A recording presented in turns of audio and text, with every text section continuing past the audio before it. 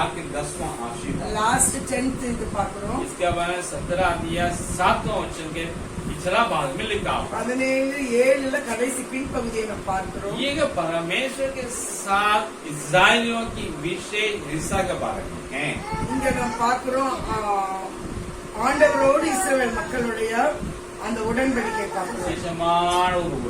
விசேஷமான ஒரு உறவை பார்க்கிறோம். परमेश्वर अब्राहम को कहा, ஆண்டவர் ஆபிரகாமுக்கு சொன்னார், पढ़ता हूँ, நான் படிக்கிறேன், और मैं तेरे साथ நான் உன்னோடு और तेरे पश्चात पीढ़ी पीढ़ी तक तेरे वंश के साथ भी உனக்கு பின் தலைமுறை தலைமுறையாக வரும் உன் சந்ததிக்கும் इस आशय की युग युग की वाचा बांधता हूँ நடுவே என் உடன்படிக்கையை நித்திய உடன்படிக்கையாக ஸ்தாபிப்பேன் कि मैं तेरा और तेरे पश्चात तेरे वंश का भी परमेश्वर रहूंगा. உனக்கும் உன் பின்வரும் சந்ததிக்கும் நான் தேவனாய் இருப்பேன். परमेश्वर मैं तुम्हारे परमेश्वर रहूंगा. நான் உனக்கு தேவனாய் இருப்பேன். तुम्हारे बाद तुम्हारे वंश को भी मैं परमेश्वर. உனக்கு பின் உன் சந்ததிக்கும் நான் தேவனாய் இருப்பேன். பாருங்கள், यहाँ लोग परमेश्वर नहीं चुन रहे हैं. இங்க ஜனங்கள் தேவனை செலக்ட் தெரிந்தெடுக்கிறார். परमेश्वर लोगों को चुन रहा है. ஆண்டவர் ஜனங்களை தெரிந்தெடுக்கிறார். उन लोग जो परमेश्वर जानता ही नहीं था, அவங்க ஆண்டவர் அறியவே இல்ல, उनको परमेश्वर चुन करके அறியாத ஜனத்தை उनको தெரிந்தெடுக்கிறார். अपने को प्रकट करके அவர்களுக்கு தன்னை उनको வெளிப்படுத்துகிறார். अपनी प्रजा बना करके அவருடைய ஜனமாய் மாற்றி वे उनके ईश्वर परमेश्वर बन रहा है. அவங்களுடைய தெய்வமாக கடவுளாக மாறுறாங்க. यही है परमेश्वर का बहुत बड़ा आशीर्वाद अब्राहम के लिए. இதுதான் ஆபிரகாமுக்கு ஒரு தேவனுடைய பெரிய ஆசீர்வாதம். ये भी आज तक सच साबित हुई है. இதுவும் இன்னைக்கு வரைக்கும் உண்மையாக நிரூபிக்கப்பட்டுள்ளது. आगे भी साबित होते रहेगा. இதற்கு பிறகும் இது அது நிறைவேறும். உண்மையாகவே விளங்கும். உண்மையாக விளங்கும். इसके लिए कुछ उदाहरण आपके लिए देते हैं. இதுக்கு ஒரு சில உதாரணத்தை நான் சொல்றேன். याकूब के पुत्र कितने जन थे? யாக்கோபுடைய குமாரர்கள் எத்தனை பேர் இருந்தாங்க? एक या दो? ஒன்னு இருந்தாங்களா, ரெண்டு இருந்தாங்களா? दो. யாக்கோபுக்கு எத்தனை புத்தகம்? ஒன்னு இருந்தா ரெண்டு? बोले दो बोले. அவங்க ரெண்டு சொல்றாங்க. எத்தனை பேர்? 12 பேர். कितने बार हम पढ़े हैं? எத்தனை வாட்டி நம்ம சொல்லி கொடுத்திருக்கிறோம்? दो बोले. ஈசாக்கு நினைச்சிட்டாரா? आप सपना देख रहे हैं ना, दो ही निकलेगा. 12 बेटे लोग थे. 12 குமாரர்கள் இருந்தார்கள். एक बेटी थी. ஒரு பேட்டி பெண் இருந்தார். कौन अच्छा था चरित्र में? एक बेटा यूसुफ. யாரோட வாழ்க்கை ரொம்ப நல்லா இருந்துச்சு? ஒன்னே ஒன்னு யோசேப்பு. बाकी 11 चरित्रहीन ही थे. அவங்களோட 11 பேரோட கேரக்டர் நல்லா இல்ல. बहुत बुरा नहीं था, ரொம்பவும் புவர் இல்ல. लेकिन यूसुफ जैसा कोई नहीं था. ஆனா யோசேப்பு போல யாருமே கிடையாது. याकूब से कोई नहीं था. யாக்கோபு போல யாருமே இல்ல. हमेशा कुछ न कुछ बुराई करते रहे. ஏதாவது ஒரு தீமை செஞ்சுக்கிட்டே இருந்தாங்க. लेकिन परमेश्वर 12 बेटों को क्या किया? ஆனாலும் ஆண்டவர் 12 குமாரர்களை தெரிந்தெடுத்தார். उन्होंने इन्हीं को अच्छा जानते भी नहीं थे परमेश्वर को. இவங்க எல்லாரும் ஆண்டவர் எல்லாரும் நல்லா தெரியல. அறியவில்லை. அவங்க அறியல. बावजूद पर उन लोग चुना था. ஆனாலும் ஆண்டு அவங்க தெரிந்தெடுக்கிறார். उन लोगों गोत्र के पिता ठहरा. அவங்களுடைய கோத்திரத்தின் தகப்பனாய் அவங்க வைக்கிறாரு. उनके संतान अलग अलग गोत्र में परमेश्वर आगे बढ़ाया. அவங்களுடைய சந்ததி தனித்தனி கோத்திரமாக முன்னேறுகிறது. इस्राएली लोग यहोवा को कैसे जानते थे? இஸ்ரேல் மக்கள் யெகோவா எப்படியாக அறிந்தாங்க? 12 बेटे ही परमेश्वर को व्यक्तिगत रूप में जानते नहीं थे. 12 குமாரர்கள் தனிப்பட்ட விதத்துல சரியா ஆண்டு அறியல. 12 नहीं, कुछ लोग. இதுல கொஞ்சம் பேர் சரியா ஆண்டு தெரிஞ்சு அறியல. उनके संतान कैसे परम को व्यक्ति रूप में जानते थे? அவங்களோட சந்ததி எப்படி ஆண்டு சரியா அறிந்திருக்க முடியும்? इस्राएल में वे थे, सारी मिस्र में चले गए थे. அவங்க எகிப்து போனாங்க. किसको आराधना करते? அவங்க யார ஆராதிச்சாங்க? எகிப்துல पितरों का परमेश्वर को आराधना करते थे। அவங்க முற்பிதாக்களுடைய அந்த கடவுளை அவங்க ஆராதிச்சாங்க. तो भी सारे लोग नहीं, எல்லாரும் இல்ல. वो लोग वहाँ के मिस्र के कई देवी देवता को मानते थे। அங்க உள்ள எகிப்தினுடைய நிறைய தேவர்களை அவங்க வணங்கினாங்க. यही वही लोग जंगल में आकर के அதனால बकरा बना ली। வனாந்தரத்துல வந்து அந்த கன்றுக்குட்டியை செய்யறாங்க. कि उसको पहले वाला क्या करते थे, அத மாதிரி செஞ்சுட்டு இருந்தாங்க. यही हुआ है, இங்கேயும் நடக்குது இது. यही हुआ है मिस्र में। இதுதான் எகிப்தில் நடந்து கொண்டிருக்குது. लेकिन परमेश्वर क्या किया, ஆண்டவர் என்ன பண்ணாரு, उतर के आया, இறங்கி வந்தார். मूसा से क्या अपने परिचय दिया, ஆண்டவர் மோசேக்கு தன்னை எப்படி அறிமுகப்படுத்தினார். यहोवा हूँ तुम्हारा परमेश्वर, ऐसा नहीं ना कहा। ஆண்டவர் வந்து சொல்லல நான் யெகோவா உன் கடவுள்னு, मैं तुम्हारे पितरों का परमेश्वर हूँ, நான் உன் பிதாக்களுடைய தேவன், अब्राहम का परमेश्वर, ஆபிரகாமின் தேவன், इसहाक का परमेश्वर, इसहाकिன் தேவன், याकूब का परमेश्वर। யாக்கோபின் தேவன். तो वे उसको नहीं जानने के बावजूद भी அவங்க அவரை அறியாம இருக்க போது परमेश्वर अपने परिचय कराया, அவங்க ஆண்டு தன்னை அவர்களுக்கு और வெளிப்படுத்தினார். उन लोगों को परिचय कराया, அந்த மக்களுக்கு ஜனங்களுக்கு தன்னை उन लोगों को அறிமுகப்படுத்தினார். लेके आया, அவங்க அங்கிருந்து கொண்டு வருகிறார். उनके हाथ में परमेश्वर 10 आज्ञा को दिया, அவங்க கையில 10 கட்டளைகளை मूसा கொடுக்கிறார். के द्वारा 5 पुस्तकों को दिया। அந்த கற்பனைகளோட 5 புஸ்தகம் மோசேயின் आगे புஸ்தகம். पूरे बाइबल उन्हीं लोगों द्वारा लिखवाया, அவங்க மூலமா முழு பைபிள் எழுத வைக்கிறாரு. उसके द्वारा सारे लोगों को मिल गया। அவங்க மூலமா இந்த முழு உலகத்துக்கும் கிடைத்தது. अगर ये दुनिया जगत परमेश्वर को जानना है, இந்த உலகம் ஆண்டவரை அறிய வேண்டும் என்றால் इसराइल के द्वारा ही जान सकता है, இஸ்ரவேல் மூலமாக மட்டும்தான் அறிய முடியும். और किसी दूसरे के द्वारा नहीं। மற்றவங்க மூலம் மற்ற எந்த யார் மூலமா முடியாது. कारण क्या, उनके और बीच में विशेष रिश्ता है। அவர்களுக்கு தேவனுக்கு நடுவுல ஒரு விசேஷமான ये உறவு இருக்கிறது. लोग नहीं बनाए परमेश्वर के साथ, ஜனங்கள் தேவனோட உறவை लेकिन வைக்கவில்லை. परमेश्वर इनके साथ बनाया अपनी रिश्ता। ஆனா தேவன் ஜனங்களோட அந்த உறவை வைக்கிறார். ये एग्जाम्पल है। இதுதான் பெரிய உதாரணம். उन लोग के भी परमेश्वर होने के कारण ही அவர்களின் தேவனாய் இருக்கிறதுனால यीशु मसीह उनमें प्रकट हुआ। இயேசு அவர்களுக்கு வெளிப்படுத்தினார். सिर्फ उन्हीं के लिए नहीं, सारे जगत के लिए प्रायश्चित बना। அவங்களுக்கு மாத்திரம் முழு உலகத்துக்கும் ஆண்டவர் பிராயசித்தமா इस कृपादार बलियाना, கிருபாதார பலியானார். इससे वो जगत का उद्धारकर्ता बन गया, அதான் உலக ரட்சகராக जगत का இருக்கிறார். मुक्तिदाता बन गया। உலகத்தினுடைய ரட்சகரா இருக்கிறாரு. उसके सिवा किसी के द्वारा उद्धार मुक्ति मानव जाति मिलने वाला नहीं है। இந்த மனுக்குலத்துக்கு அவர் இல்லாம வேற ரட்சிப்பு இல்ல. दूसरा देखते हैं, यीशु मसीह उनमें प्रकट हुआ। ரெண்டாவது பார்க்கிறோம், यहूदियों में யூதர்களுக்கு தன்னை வெளிப்படுத்தினார். यहूदी लोगों को स्वीकार नहीं किए, ஆனா ஒரு யூதர்கள் அவரை ஏற்றுக்கொள்ளவில்லை. अस्वीकार कर लिए। அவங்க புறக்கணித்தாங்க. रोमी लोग मानव बन के यीशु मसीह जन्मा था, ரோம அரசாங்கத்தை அவதரித்தார். लेकिन रोमी लोग स्वीकार नहीं किए, ரோமர்களும் ஏற்றுக்கொள்ளவில்லை. उसमें जला दिए। சிலுவையில் அறைந்தார்கள். क्या परमेश्वर यहूदियों को अस्वीकार कर लिया? ஆண்டவர் யூதர்களை புறக்கணித்தாரா? नहीं, இல்ல. उन लोग छितराए गए அவங்க जरूर, சிதறடிக்கப்பட்டது वे உண்மைதான். लोग अपने देश में लोग ला दिया परमेश्वर। திருப்பி ஆண்டு அவங்க தேசத்துக்கு அவரை கொண்டு வந்தார். क्या कारण है? என்ன காரணம்? परमेश्वर उनका है, ஆண்டவர் அவர்களுடைய தேவன். उनके और परमेश्वर विशेष रिश्ता है। அவர்களுக்கும் அவர்களுடைய தேவனுக்குள்ள ஒரு விசேஷமான உறவு. आज भी इजराइल देश के लोग यीशु मसीह को जानते नहीं, இன்னைக்கு இஸ்ரவேல் மக்கள் இயேசுவை அறியவில்லை. परमेश्वर अच्छा से जानते नहीं। தேவனை சரியாக அறியவில்லை. बावजूद भी परम उन लोग को क्या करता है?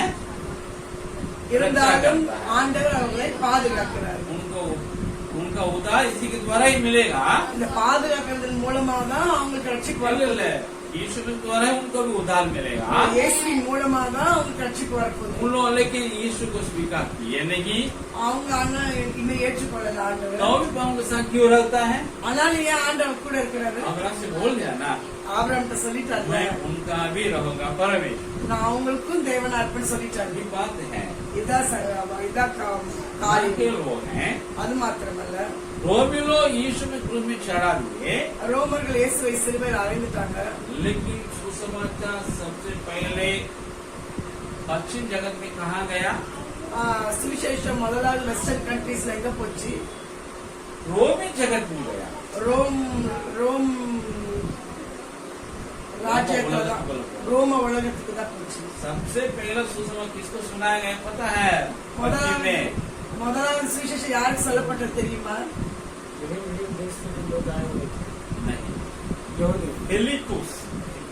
फिलिपुस शहर है ना, फिलिपी शहर, பிலிப்பு பட்டணத்துல वहां जाकर पौलुस ने सुनाया.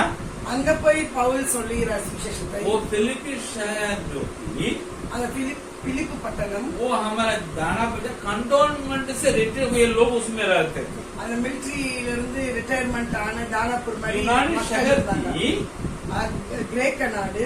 लेकिन वहाँ जितने थे रोमी सेना से सेवा निवृत्त लोग ऑफिसर थे. ரோம ராஜ்யத்துல இருந்து ரிட்டையர் ஆன ஆபீசர்ஸ் அங்க இருந்தாங்க. यूनानी में रोम नागरिक पाए हुए. கிரேக்க நாட்டிலையும் இந்த ரோம அங்கே இருந்த கிரேக்கரும் ரோம குடியுரிமை பெற்றவளா இருந்தார்கள். इसलिए वो रोमी थे. அதனால அவங்க ரோமர்களா இருந்தாங்க. वहाँ लोग चलते फिरते थे रोमी जैसा ही, शहन रहन सहन, அவங்களோட லைஃப் ஸ்டைல் எல்லாமே இந்த ரோமர்கள் மாதிரி தான் இருந்துச்சு. खाना पीना कपड़ा, சாப்பாடு, அவங்களோட ட்ரெஸ் எல்லாமே ரோமர்கள் மாதிரி. वहाँ जाके के हमारे पौलुस ने सुसमाचार सुनाया. அங்க போய் நம்ம பவுல் சுவிசேஷத்தை அறிவித்தார். सिलास भी था. சீலாவசி கூட இருந்தார். तो लीदिया प्रो में आई है, லீதியா ஆண்டுக்குள்ள வரா, परिवार आया है. அவன் குடும்பம் வந்துச்சு. वहाँ भूत प्रेरित लड़की को आजादी मिली है. பேய் பிடிச்ச ஒரு பெண்ணுக்கு பிள்ளைக்கு விடுதலை கிடைச்சது. लोग गृह में आए हैं. மக்கள் ஆண்டுகிட்ட வந்தாங்க. बहुत बड़ा हल्ला उल्ला हो गया. ரொம்ப பிரச்சனை ஆயிடுது. इसको अंदर कर दिए रात्रि में. நைட்டு பவுல உள்ள விட்டுறாங்க. रात्रि क्या हुआ? நைட் என்ன பண்ணாங்க? சிறப்பு கைதி ஆக்கிடுறாங்க. जेल काना का जो जेल है वो गृह में आया. அந்த நைட் பவுல ஜெயில போட்டோன்னு அங்க ஜெயிலர் ஆண்டு ஏற்றுக்கொள்றாரு. परिवार गृह में आया है. அங்க உள்ள அவருடைய ஃபேமிலி ஆண்டு ஏற்றுக்கொள்றாங்க. सुसमाचार बढ़ते गया है, बढ़ते गया है, रोम तक चला गया है. சுவிசேஷம் ரோம் வரைக்கும் போயிடுது. इसी वजह आप और हम जो अन्य जाति होने के बावजूद भी நீங்களும் நானும் புறஜாதியா இருக்கிற अब्राहम के आत्मिक संतान बन गए. ஆபிரகாமுடைய ஆவிக்குரிய சந்ததியா இருந்தோம்.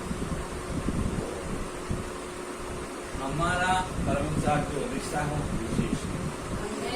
நம்மளுக்கும் தேவனுக்குள்ள உறவு ஒரு விசேஷமானது. हम सृष्टि को आराधना नहीं करते हैं, நம்ம சிருஷ்டியை தொழுவதில்லை. हम सृष्टिकर्ता को आराधना करते हैं, धन्यवाद करते நம்ம சிருஷ்டி கர்த்தரை ஆராதிக்கிறோம், தொழுது கொள்கிறோம். हैं. इसलिए आप और हम जो रिश्ता रखें परम साथ को उसका दिया हुआ நீங்களும் நானும் வைத்திருக்கிற இந்த உறவு அவரால கிடைக்கப்பட்டது, उसके द्वारा बनाया गया है. அவரால் உண்டாக்கப்பட்டது. इसलिए यीशु कहा, அதனால இயேசு இப்படியா तुम சொல்றார், नहीं मुझे, நீ அல்ல, हम ही तुम्हें चुन लिया है. நீங்கள் என்னை தெரிந்து கொள்ளவில்லை, நான் உங்களை தெரிந்து கொள்ளேன். इसलिए भजन संहिता 33:12 में लिखा है, அதனால நம்ம சங்கீதம் 33:12 பார்க்கலாம். क्या ही धन्य है கர்த்தரை वो जाति जिसका परमेश्वर यहोवा है, वो समा जिसे उसने अपना निज भाग होने के लिए चुना हो. கர்த்தரை தங்களுக்கு தெய்வமாய் கொண்ட ஜனமும் அவர் தெரிந்து கொண்ட ஜனமும் பாக்கியம் உள்ளது அப்படின்னு சங்கீதம் 33:12 சொல்லி இருக்கிறது. तो आप और हम साधारण नहीं है. நீங்கள் நானும் சாதாரண மக்கள் அல்ல.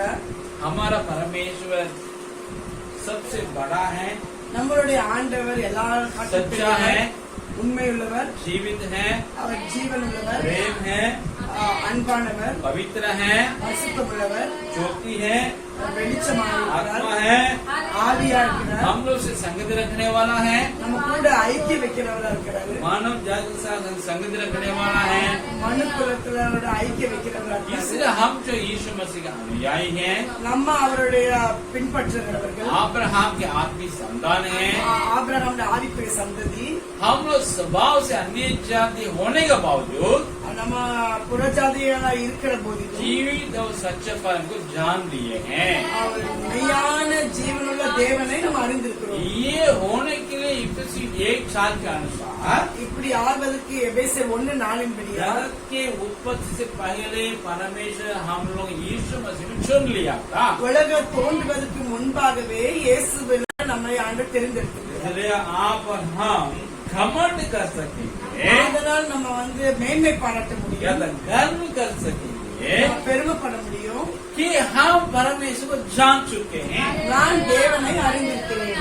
परमेश्वर कहता है यिर्मयाह नबी किताब 9:23 और 24 में ஆண்டவர் இப்படியா எரேமியா 9:23-24 मैं சொல்லுகிறார். आपके लिए पढ़ता हूँ, अंत करूंगा यहाँ पर। நான் இதை படித்து முடிக்க விரும்புகிறேன். எரேமியா 9:23-24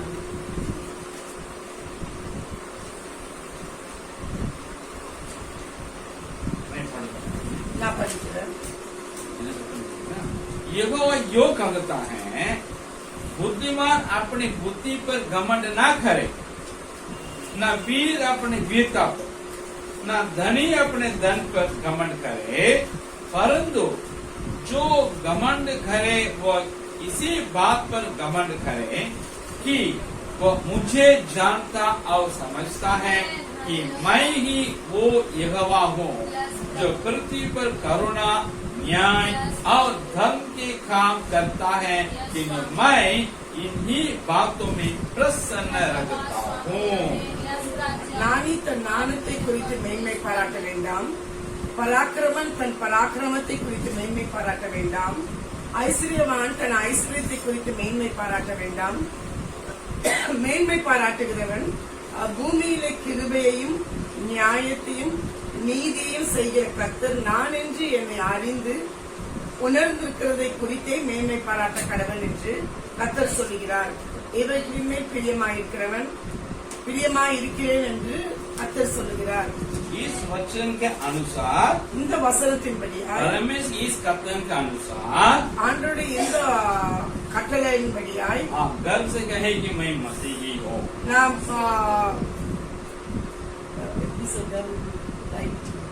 பெருமையோடு சொல்லுங்க, நான் கிறிஸ்தவன் என்று. பெருமையோடு சொல்லுவோம் நாம கிறிஸ்தவர்கள் என்று. நான் கிறிஸ்தவன் என்பதில் கர்வம் கொள்ளுங்க. நான் கிறிஸ்தவன் என்பதில் பெருமைப்படுவோம். நான் கிறிஸ்தவன் என்பதை மேன்மை பாராட்டுங்க. நாம் மேன்மை பாராட்டுவோம். ये हमारा गर्व होना चाहिए, இதுதான் நம்மளுடைய ये மேன்மையா हमारा இருக்கணும். घमंड होना चाहिए। இதுதான் நம்மளுடைய கர்வமா இருக்கணும். घमंडी होंगे, பெருமையா இருப்போமா? घमंडी होगी। हाँ, इस बात में आप घमंडी बनिए, हम घमंडे बने। இந்த காரியத்துல நாம் மேன்மை பாராட்டுகிறோம், பெருமைப்படுகிறவர்களா आप धन में नहीं, நம்மளுடைய ஐஸ்வர்யத்துல இல்ல, पढ़ाई में नहीं, அறிவுல இல்ல, बुद्धि में नहीं, புத்தியில இல்ல, वीरता में नहीं, நம்மளுடைய வீரத்துல இல்ல, संस्कृति में नहीं, நம்மளுடைய கல்ச்சர்ல இல்ல, परिवार में नहीं, நம்ம ஃபேமிலி மேல கர்வம் இல்ல, अपने पूर्वजों में नहीं, நம்ம முற்பிதாக்கள் மேல அல்ல, इसमें नहीं। எந்த காரியத்தின் மேல हम यीशु मसीह को जाने हैं, நான் இயேசுவை அறிந்திருக்கிறேன், पिता परमेश्वर को जाने हैं பிதாவாகிய தேவனை और அறிந்திருக்கிறேன், समझते भी हैं। அதை நான் உணர்கிறேன். यही तो आनंद जीवन है। இதை நான் புரிகிறேன். அதுதான் நித்திய ஜீவன். घमंड करेंगे। நாம் பெருமைப்படுவோம். इस घमंड की बात से मैं आज का अध्ययन को समाप्त करा। இந்த மேன்மை பாராட்டுகிறதை வைத்து இன்னைக்குள்ள இந்த தியானத்தை நான்